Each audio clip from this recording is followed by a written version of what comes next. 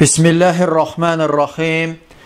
Elhamdülillah ala nimeti tevhid ve salatu ve selam alel mebu'usi rahmeten lil alemin ve ala alihi ve ashabihi ve men tebiyehum bi ihsanin ila yevmiddin. Amma ba'd. Möhtərəm müsəlmanlar, ilk öncə sizi salamlayıram. Esselamu aleykum və rahmetullahi və bərəkatuh. Amma sonra bugünkü dərsimizdə inşallah mövzumuz yenə də İmam Əhl-i-Sünnə vəl-Cəmaatın imamı İmam Əhmədin Usul-ü-Sünnə kitabının şərhini davam etdiririk və bu dərsimizdə də həmin kitabın şərhini qaldığımız yerdən inşallah davam edəcəyik. Keçən dərsimizdə müəllif qəza və qədərə iman, onun xeyrinə və şərrinə iman etmək barədə olan məsələyə toxunmuşdu və indi həmin yerdən qaldığımız yerdən kitabın şərhinə davam edirik. Bundan sonra müəllif İmam Əhməd ibn Həmbəl rahiməhullah, Allah ona rəhmət etsin, sözünə davam edərək demişdir ki: və mən ləm ya'rif təfsirəl hədisi və yəbluğu aqləxu fəqəd kufiyə zəlik və uximələh fəaleyhil imanu bihi və təslim ləh. Müəllif rahiməhullah sözünə davam edərək demişdir ki, kim ki hədisin təfsirini bilməzsə və ya onun ağlı, hətta ağlına çatmazsa bununla kifayətlənməlidir və onunla hökm etməlidir, yəni ona iman etməlidir və ona təslim olmalıdır. Bu da şübhəsiz ki, təsir olması və ya asanlaşma olması səbəbindəndir. Lakin İmam Əhmədin burada bu məsələyə toxunması və onu qədər məsələsindən sonra gətirməsinin hikməti vardır və bundan məqsəd insanların bilmədikləri və ya qavraya bilmədikləri məsələlər barədə kifayətlənməyi və dərinə gedməməyi tövsiyə etməsidir. Çünki bəllidir ki, uca Allah hər kəsi gücü yetəndən artıq yükləməz. Uca Allah demişdir ki, lə yukəllifullahu nəfsən illə vus'əhə. Uca Allah demişdir ki, Allah hər kəsi yalnız onun qüvvəsi çatan qədər mükəlləf edər.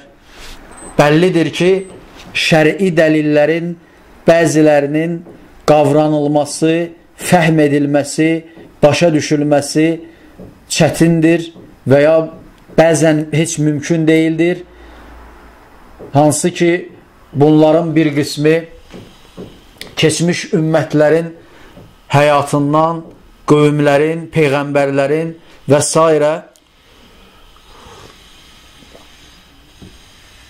məsələlərə toxunur ki, insanın bəzən onları başa düşməsi zor olur, çətin olur və ya heç mümkün olmur.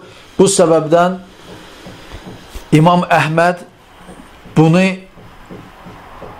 qeyd etməyə çalışır ki, bəyan etməyə çalışır ki, o kəs ki, hədisin təfsirini bilməzsə və ya ağlı onu bilməyə çatmazsa, o zaman bunu ilə kifayətlənməlidir və başa düşdüyü, bildiyi ilə hökm etməlidir və kənara çıxmamalıdır. Gələn xəbəri əgər ümmət, həmin ümmətin alimləri həmin xəbərin səhih olmasında və ya məqbul olmasında ittifaq etmişlərsə,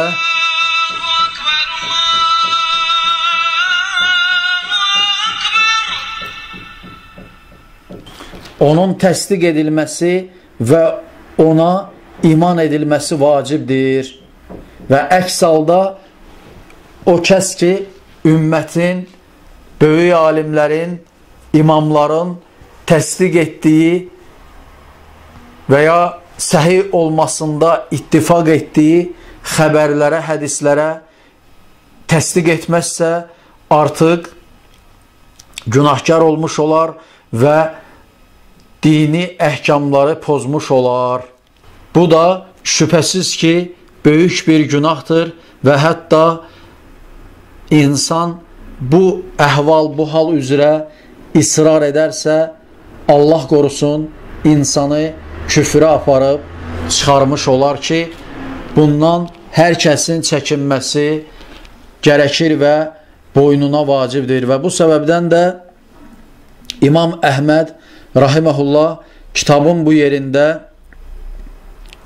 bu məsələyə toxunur və o hədis ki və ya o xəbər ki, onun təfsirinin bilinməsi və ya ağlın dərk edilməsi zor olduğu, çətin olduğu zaman onunla kifayətlənməyi və hökm etməyi bəyan edir.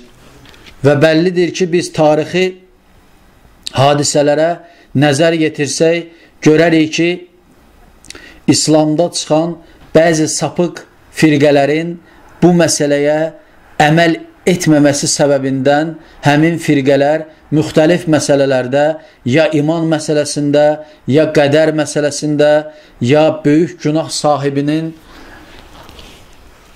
halı, durumu məsələsində və ya başqa məsələlərdə, yəni bilmədikləri və ya dərk etmədikləri xəbərlərə təsdiq edib və iman etməklə kifayətlənmədikləri üçün ona özlərindən, həvalarından, istəklərindən şərh və açıqlama verdikləri üçün zəlalətə düşmüş və haqq olan sırat-ı müstəqim yolundan, doğru yoldan azıb müxtəlif sapıq firqələrə mənsub olmuşlar. Ki bu da bu səbəbdən İmam Əhməd rahiməhullah kitabının bu yerində bu məsələni özəl olaraq bəyan edir ki, o kəs ki, hədisləri və ya xəbərləri yetərincə başa düşmək, bilmək qabiliyyətində deyir. Bəllidir ki, ağıllar fərqlənir. Bəziləri ağılda irəli gəlmişlərdən olur, bəziləri geri qalmış olur və s.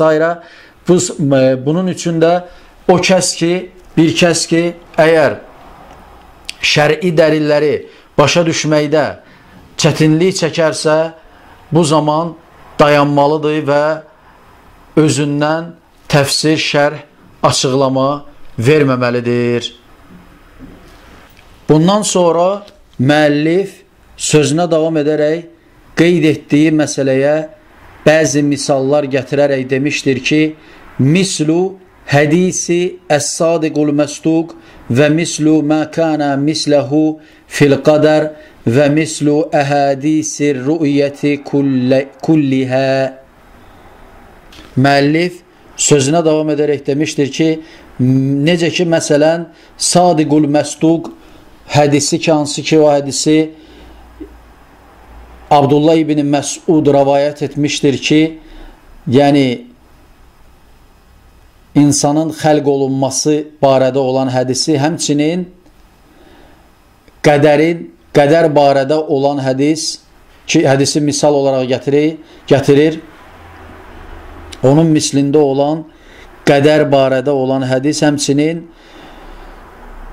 qiyamət günü möminlərin Allahı görməsi barədə olan bütün hədisləri, rüya hədislərini müəllif misal olaraq qeyd etmişdir. Görüldüyü kimi İmam Əhməd rahiməhullah həmin fikirləri qeyd etdikdən sonra 3 dənə misal gətirir ki, həmin misallarda qeyd edilən, yəni həmin rəvayətlərdə, hədislərdə qeyd edilənlərin bilinməsi, başa düşülməsi çətindir.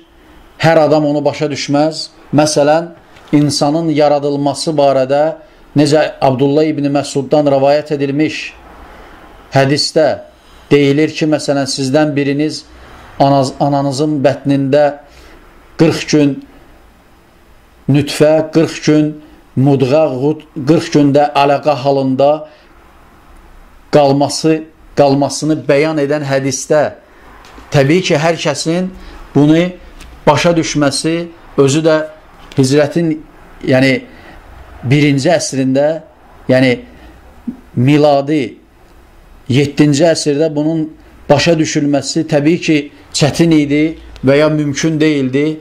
Bu səbəbdən də bu cür xəbərlərə mütləq ancaq təsdiq edilməli və ona iman edilməlidir. Artıq onun araşdırılması imkanları ki, həqiqətən də insan 40 gün nütfə halında ananın bətnində, 40 gün mudğa və ya ələqa halında qalırmı, qalmazmı və s. bunun araşdırılması mümkün deyil. Hər adam bunu bilə bilməz və bu səbəbdən də bu cür xəbərləri mütləq hər bir müsəlman və ya mümin təsdiq etməli və ona iman etməlidir. Həmçinin qədər barədə olan xəbərlər də belədir. Həmçinin rüya barədə, yəni möminlərin qiyamət günü Allah subhanahu wa ta'alanı görməsi barədə olan hədislərin hamısı da belədir ki, yəni onların bilinməsi, dərk edilməsi mümkün deyil. Ağıllar onu dərk edə bilməz ki, möminlər qiyamət günü Allahı nə cür görəcək və s. və s. bunların bilinməsi, düşünülməsi və ya dərk edilməsi təbii ki, mümkün deyildir. Bu səbəbdən də bu cür xəbərlərə təsdiq etmək və onlara iman etmək vacibdir. Bundan sonra müəllif sözünə davam edərək demişdir ki, və innəti anil istiməyi vəl istəvhəşə minhəl müstəmiyu və innəmə aleyhil imanu bihə və ən lə yaruddə minhə hərfən vahidə və qeyrəhə minəl əhadisil mə'surati ənisiqat. Müəllif demişdir ki, əgər bizə hər hansı bir bilmədiyimiz və ya qavramadığımız bir hədis, xəbər eşidər isə və ya eşidənə bu cür bəyan olunmuş olarsa, qavranılmaz olmuş olarsa, ona yalnız iman etmək lazımdır və ondan heç bir hərif belə rədd etmək olmaz, rədd edilməməlidir. Həmçinin güvənilən olan şəxslərdən gələn xəbərlər, hədislər də bu qabildəndir. Yəni onlardan heç bir hərif belə rədd edilməməlidir və onlar gəldiyi kimi qəbul edilməli, təsdiq edilməli və iman edilməlidir. Müəllif yenə də kitabın bu yerində bunu bəyan etməyə çalışır ki, yəni əgər bizə hər hansı eşitdiyimiz və ya qavramadığımız, qavranması çətin olan bir xəbər gəlmiş olarsa, biz ona yalnız iman etməliyik və ondan heç bir hərif belə rədd etməməliyik və bu bütün güvənilən olan şəxslərdən rəvayət edilmiş xəbərlərə, hədislərə aiddir. Müəllif yenə də bunu qeyd etməkdə məqsədi şübhəsiz ki, bizdən əvvəlkiləri olan, yəni Peyğəmbər sallallahu əleyhi və səlləmin sahabələri, hansı ki onlara bu cür xəbərlər gəldikləri zaman onlar ona o xəbərləri yalnız təsdiq edər və iman edərdilər. Bəllidir ki, 7-ci əsrdə, miladi, yəni 7-ci əsrdə bir çox şeylər hələ kəşf edilməmişdi və elmi kəşflər o zaman çox az idi və ya insanın, məsələn, dünyaya gəlməsi və ya ananın bətnində olması və ya qiyamətin əhvalı və ya sairə başqa xəbərlər barədə olan qəribə və ya qeybi xəbərlər hansı ki, düşünülməsi, qavranılması çətindir və ya zordur. Onlar, yəni sahabələr bu cür xəbərlərə təslim olurdular. və onlara iman edirdilər ki, İmam Əhmədin də məqsədi kitabın bu yerində bunları qeyd etməklə məhz o cür iman etməyə və təsdiq etməyə hər bir müsəlmanın nail olmasını, yəni bəyan etmək üçündür ki, İmam Əhməd yəni o məqsədlə kitabının bu hissəsində bunları qeyd edir ki, məhz hər bir müsəlman, hər bir mömin gələn xəbərlər ki, hansı ki, onların qavranılması çətindir və ya zordur, onları təsdiq etmələri və onlara iman etmələri vacibdir ki, onların hətta bir hərfini belə onlardan rədd edilməsin, tərk edilməsin və ya dəyişdirilməsin və s. ki, o cür xəbərlərə iman tam olmalıdır və o cür onunla da kifayətlənmək lazımdır ki, və o xəbərlərin dərinliklərinə nə üçün belə oldu və ya bu niyə belədir və s. kimi suallar yəni suallara cavab axtarmağa bu məsələlərdə heç bir ehtiyac yoxdur. Və İmam Əhmədin də məqsədi bunları müsəlmanlara, ümmətə bəyan etməkdən ibarətdir. Bundan sonra müəllif demişdir ki, və ən lə yuxasimə əhədən və lə yunaziraxu və lə yətəəlləməl cidəl fə innəl kələmə fil qədər və rü'yə vəl Qur'ani və qeyrihə minəs sünəni məkruhun və mənhiyyun ənhu lə yəkunu sahibuhu və in əsabə bi kələmihi sünnətə min əhli sünnəti həttə yədəəl cidələ və yüsəllimə və yu'minə bil əsər. Bundan sonra müəllif demişdir ki, heç bir kəs mübahisə aparmağı, mübahisə etməyi və ya münazirə etməyi və ya mübahisə etməyi öyrənməməlidir. Şübhəsiz ki, qədər barədə danışmaq, Allahın görünməsi, Qur'an və sünnədən olan başqa məsələlər barədə danışmaq haramdır və bundan qadağan edilmişdir, yəni ümmət bundan çəkindirilmişdir. Bununla məşğul olan bir kimsənin söylədikləri hətta sünnəyə uyğun olsa belə, etdiyi mübahisəni tərk etməyənə qədər sələfilərdən rəvayət olunan rəvayətlərə tabe olub iman gətirməyənə qədər o kəs əhli sünnədən sayılmaz. Müəllif yenə də kitabının bu yerində dini mövzularda ümumiyyətlə mübahisə etmək və ya münazirə etmək və ya cədəl etməyi, yəni mübahisə etməyi, öyrənməməyi bəyan edir. Bununla İmam Əhməd rahiməhullah bidət əhli ilə mübahisə etməyi, dini mövzularda hər hansı mövzu olur olsun, mübahisə etməyi əhl-i sünnə vəl cəmaata qadağan olduğunu və ya onlara caiz olmadığını bəyan etmək üçündür və bu səbəbdən də sözünün əsnasında deyir ki, bu cür mövzularda ki, qədər barədə və ya Allahı görmək və ya Qur'an və ya başqa bir məsələ barədə mübahisə etmək haramdır və bundan ümmət çəkindirilmişdir, qadağan edilmişdir.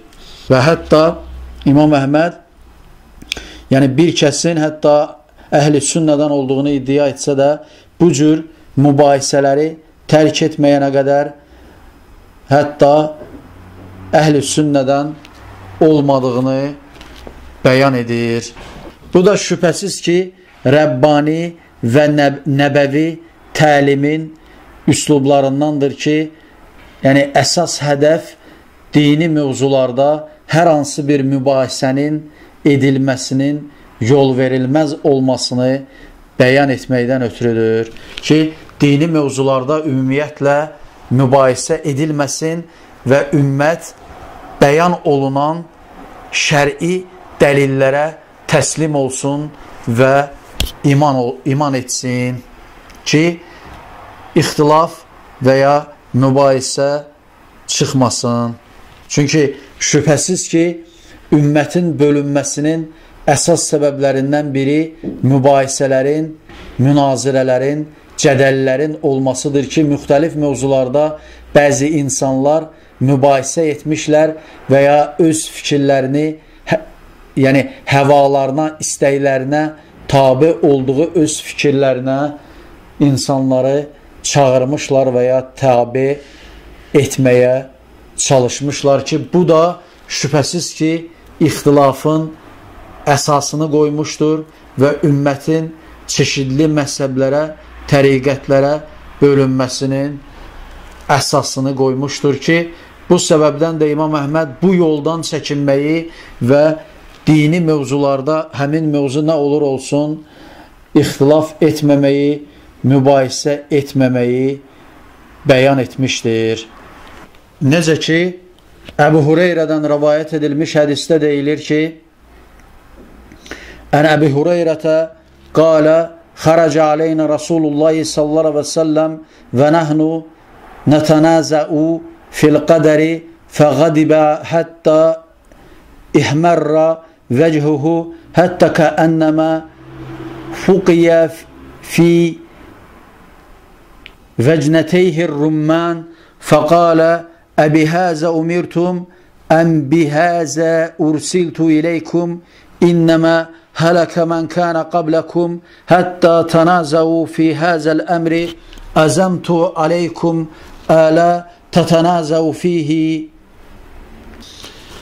Əbu Hureyrədən, Allah ondan razı olsun, rəvayət edilmişdir, demişdir ki, Peyğəmbər sallallahu aleyhi ve sellem bizim yanımıza çıxdı və biz qədər haqqında münazirə edirdik, yəni münaqişə edirdik və bizim üzərimizə qəzəbləndi, hətta üzü qızardı, elə bil ki, onun üzünə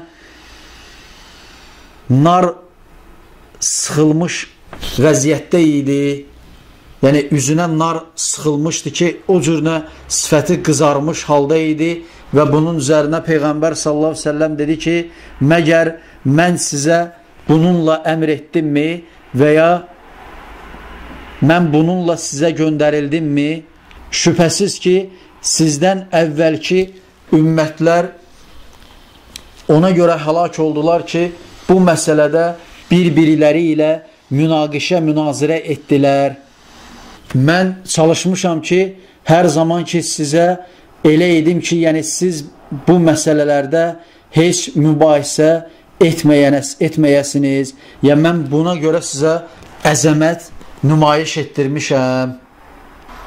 Bu hədisi İmam Ət-Tirmizi Sünən kitabında 2133 saylı hədisdə rəvayət etmişdir və Şeyx Albani rahiməhullah bu rəvayətə həsən hədis demişdir.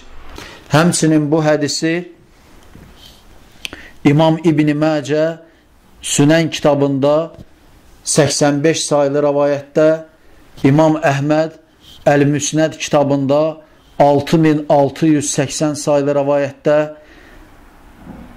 İmam Əl-Ləlkai Şərh-i Usul-i İtiqad-ı Əhl-i Sünnə vəl-Cəmaat kitabında 180 və 1118 və 1119 saylı rəvayətlərdə, həmçinin İmam Əl-Buxari Xalq-ı Əf'al-il İbəd kitabında 43-cü səhifədə, həmçinin İmam Əbdurrazzaq Əl-Müsənnəf kitabında 20367 saylı rəvayətdə rəvayət etmişlər.